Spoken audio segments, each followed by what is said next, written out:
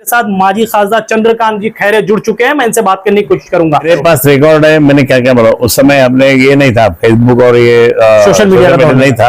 अभी थोड़ा सा कुछ बोल दिए थे।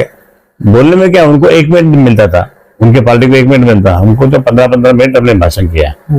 सर, इंडिया अलायंस का कितना बड़ा आपको सपोर्ट मिलेगा? इंडिया अलायंस में आपके साथ में राष्ट्रवादी कांग्रेस है, कई मुस्लिम समाज, बहुत बड़े बड़े चेहरे आपके सामने आने वाले। बड़े बड़े मेरे सामने कोई बड़े नहीं, मेरे सामने सब छोटे ही है। आपके सामने सब छोटे ही? सब छोटे हैं।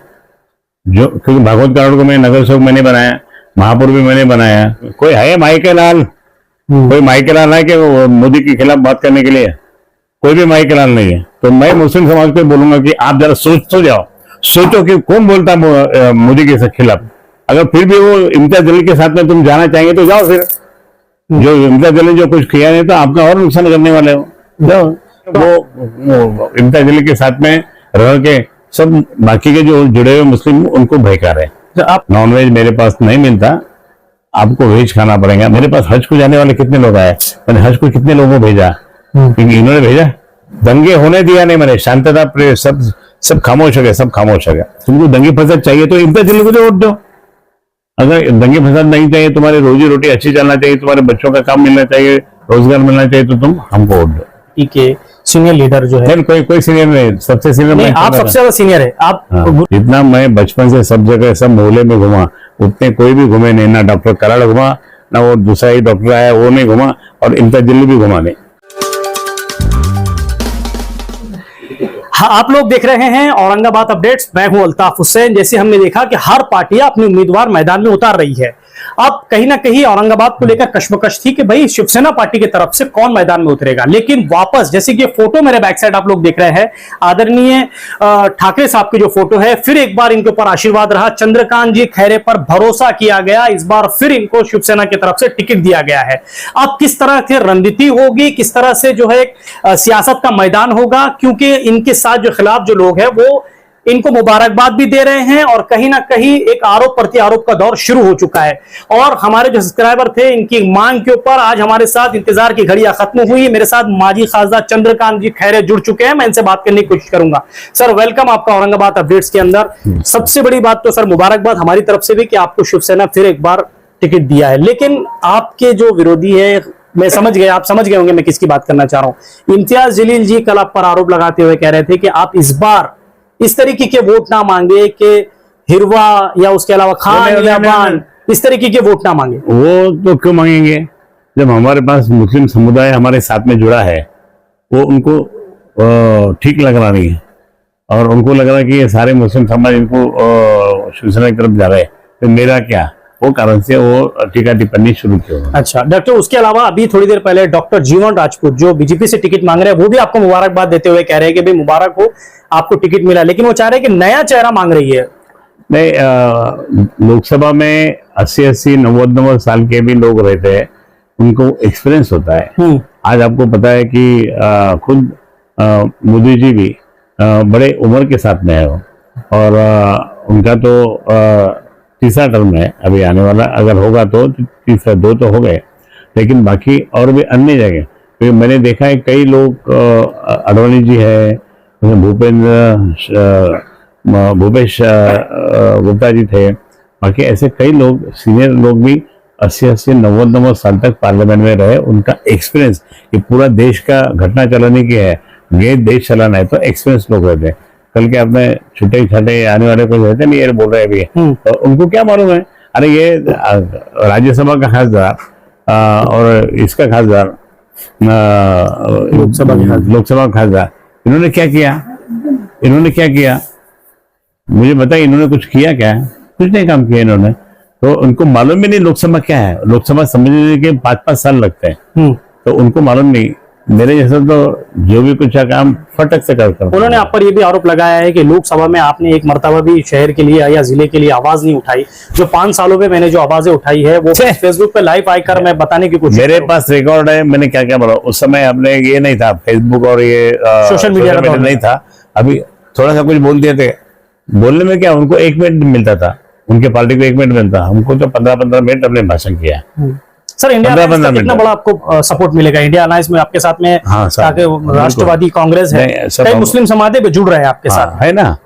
इसलिए उनको ठीक लगता नहीं है ना हमारे जलील साहब को। उनको लगता है अगर सब मुसलमान उनके साथ में गए तो मेरा क्या होगा। उनका ये मानना है कि हिंदू समाज भी मेरे साथ जुड़ रहा है। नहीं, हिंदू समाज कोई भी जाएगा नहीं। गलती से हिंदू समाज 35,000 गए बार को गया था, लेकिन ये बार को नहीं जाएंगे क्योंकि उन्होंने कुछ भी काम नहीं किया। उन्होंने कहा। अच्छा, उसके अलावा आदर्श घोटाले को लेकर वो बड़ा मुतमईन नहीं, कुछ नहीं। आदर्श घोटाले के आदर्श घोटाले में उनके जो मित्र है, कुछ मित्रों के लिए वो गए थे और वो भी उनका काम नहीं हुआ। लेकिन हम लोगों ने क्या होगा, हम लोगों ने आदर्श घोटाले में मैंने, सुदाम सोनोने और हमारे 2-3 कार्यकर्ताओं को लेके जितने भी इनकी प्रॉपर्टी आदर्श वालों की, वो प्रॉपर्टी ढूंढ धान के निकाल के पूरे लिस्ट बना के पुलिस स्टेशन में जमा कर देंगे। ये जो प्रॉपर्टी है इसको सेव करो और इसको सेव करके इनको बेचे नहीं जाए। नहीं तो ये अपन पूरा ये कर देते, अगर कोई लॉकअप बंद नहीं किया उनको तो ये कर देंगे, वो सेल कर देंगे, तो फिर उनको कहाँ से मिलेगा। क्योंकि जितने भी उनके पैसे हैं लोगों के, वो पैसे से ज्यादा इनका मालमत्ता है, प्रॉपर्टी है, तो पैसे बच सकते। वैसे मुख्यमंत्री यहाँ आए थे तो कुछ लोग गए थे तो मुख्यमंत्री ने भी यही बोला कि नहीं, ये मिलना चाहिए, तो ये बेचने के बाद में मिलेंगे, ऐसा उन्होंने बोला था। जो मैंने बोला वही बोला उन्होंने। बड़े चेहरे और भी कहीं ना कहीं नजर आ रहे हैं जी। भगवत कराड़ जी अभी इस वक्त लिस्ट में है, विनोद पाटिल लिस्ट में है, बहुत बड़े बड़े चेहरे आपके सामने आने वाले। बड़े मेरे सामने कोई बड़े नहीं, मेरे सामने सब छोटे ही है। आपके सामने सब छोटे ही है? सब छोटे हैं। जो क्योंकि भागवत कराड़ को मैं नगर सेवक मैंने बनाया, महापौर भी मैंने बनाया, वो क्या करेंगे। पिछले 5 साल पहले बहुत कम वोटों से आपकी जीत से आप रुक गए थे। हाँ। बहुत कम जीत से। तो अब इस बार आप कितने वोट लगभग करीब जा रहे हैं आप? इस बार लोगों का मन पूरा बदल गया और उन्होंने कहा कि खैरे साहब को बहुत ज्यादा वोट से चुन के लाएंगे हम, क्योंकि मैं सभी जगह जा सकता, सभी जगह जा रहा, सब मेरी जान पहचान सब कार्यकर्ताओं से, छोटे लोगों से, बड़े लोगों से, सब मुझे जानते हैं और जानने वाले लोग ही लोकसभा में भेज सकते हैं, ये उनको मालूम है। उसमें जो भी कुछ काम है तो ये पहचान वाले जो होते हैं, तो बाद में जो काम कर सकते हैं ऐसे लोग जा सकते हैं, बाकी कोई नहीं जा सकते। अच्छा, उसके अलावा सर जैसे कि मुस्लिम समाज में एक चल रही है कि भाई अगर चंद्रकांत खैरे साहब के साथ भी अगर हम चले जाए, आने वाले वक्तों में अगर गठबंधन फिर से अगर ये बीजेपी के साथ अगर जाते हैं तो फिर कहीं ना कहीं हम किसके साथ हम लोग। देखो, मैं एक बात बोलता हूँ, ये लोग झूठ करके मुस्लिम समाज को गुमराह कर रहे हैं। मैं बताऊं, माननीय उद्धव जी ठाकरे, इन्होंने मोदी जी के खिलाफ कितने बार बोले। उन्होंने ये भारतीय जनता पार्टी के बारे में कोई है माइके लाल, कोई माइके लाल है कि मोदी के खिलाफ बात करने के लिए? कोई भी माइके लाल नहीं है। तो मैं मुस्लिम समाज को बोलूंगा कि आप जरा सोचो कि कौन बोलता मोदी के खिलाफ? सिर्फ उद्धव ठाकरे साहब बोलते हैं। तो कम से कम जान तो लो ना भाई अभी तुम। अगर फिर भी वो इम्तियाज जलील के साथ में तुम जाना चाहेंगे तो जाओ, फिर जो इम्तियाज जलील जो कुछ किया नहीं तो आपका और नुकसान करने वाले हो, जाओ। तो आपको लगता है कि भाई आप जो मोदी के खिलाफ आप बोल रहे हैं, आपके साथ में मुस्लिम समाज ने भी जुड़ना चाहिए आपके साथ में? जुड़े हुए हैं, बहुत जुड़े हुए हैं लगभग, लेकिन जो जुड़े हुए हैं, जो जुड़े नहीं है वो इम्तियाज जलील के साथ में रह के सब बाकी के जो जुड़े हुए मुस्लिम उनको भयका रहे हैं। तो आपके पास में एक आखिरी सवाल मेरा सर, मुस्लिम समाज के लिए मैनिफेस्टो क्या आपने इस बार बनाया है? मुस्लिम समाज, हमारा मैनिफेस्टो वैसा नहीं रहेगा। मेरा मैनिफेस्टो ऐसा रहेगा, मैं चुन के आने के बाद में आप मुझे क्या काम मेरे से करके लेने वाले, मेरे को निवेदन दीजिए, मेरे को लिख के दीजिए कि ये काम आपने करना चाहिए, मैं काम करके बताऊंगा। तो ऐसा तो नहीं होगा सर कि बाद में मालूम ये पड़ा कि भाई हम अगर ऑफिस पे आ रहे हैं या कोई नहीं, वो इम्तियाज जलील के पास होते हैं, मेरे पास तो सब लाइन मुस्लिम। अरे मेरे दिल्ली के मकान में मुस्लिम लेडीज भी रही हुई है कई बार, 8-9 जगह मेरे दिल्ली के मकान में। वाह।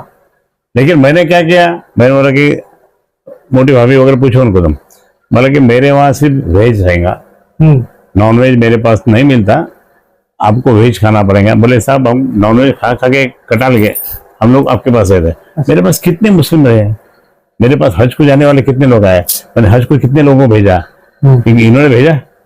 और मैं ये बोला कि जब मैंने इतना काम किया तो मुस्लिम समाज ने आंख खोल के देखना चाहिए खैरे साहब ने क्या किया।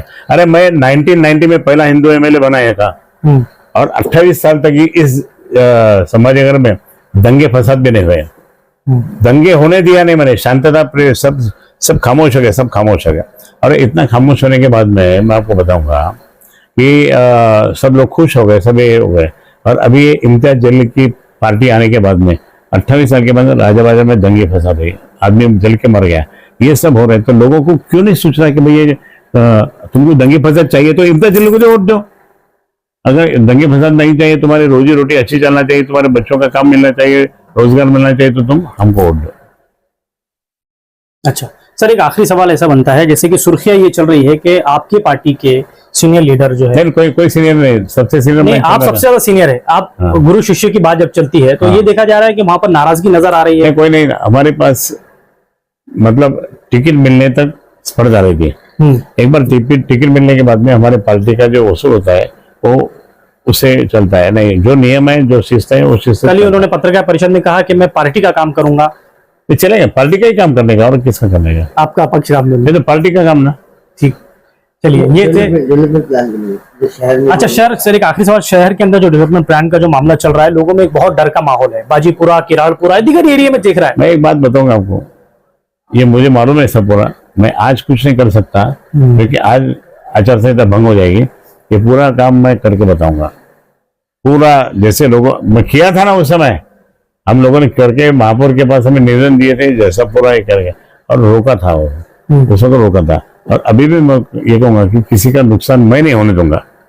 मैं यहाँ का रहवासी है, यहाँ का पैदाइशी है मैं, इसलिए मेरे लोग, मुझे मालूम है, जितना मैं बचपन से सब जगह सब मोहल्ले में घुमा, उतने कोई भी घूमे नहीं, ना डॉक्टर कराड़ घुमा, ना वो दूसरा ही डॉक्टर आया वो नहीं घुमा, और इम्तियाज जलील भी घुमा नहीं। इसलिए मुझे मालूम है किसका क्या करना है। आप अगर चुन के आते तो किसी का घर टूटने नहीं देंगे? बिल्कुल नहीं टूटने देंगे। चलिए, ये थे चंद्रकांत जी खैरे। जैसे इनका वादा है कि अगर ये चुनकर आते हैं तो किसी के घर को धक्का नहीं लगेगा। उसके अलावा जैसे इन्होंने कहा कि जो काम इनके बताए, इनका ये कहना है कि भाई इम्तियाज जलील जो 5 साल खासदार रहे, उनका कोई काम नहीं रहा। उसके अलावा जैसे इन्होंने कहा कि पार्टी में मतभेद तो होते रहते हैं, कोई इस तरीके का कहीं ना कहीं विवाद नजर नहीं आ रहा। देखने वाले वक्तों में देखना है कि किस तरीके का समीकरण होगा, क्या शिवसेना किस तरीके से अपना पड़ाव जमा पाएगी, किस तरीके का समीकरण बनेगा। कैमरामैन जियाउल हक के साथ मैं अल्ताफ हुसैन, आप लोग देख रहे हैं औरंगाबाद अपडेट्स। खबरें देखनी हो तो औरंगाबाद अपडेट्स। अब होगी हर खबर अपडेट, क्योंकि आप देख रहे हैं औरंगाबाद का number 1 YouTube news channel Aurangabad updates. Aurangabad का अपना YouTube न्यूज चैनल।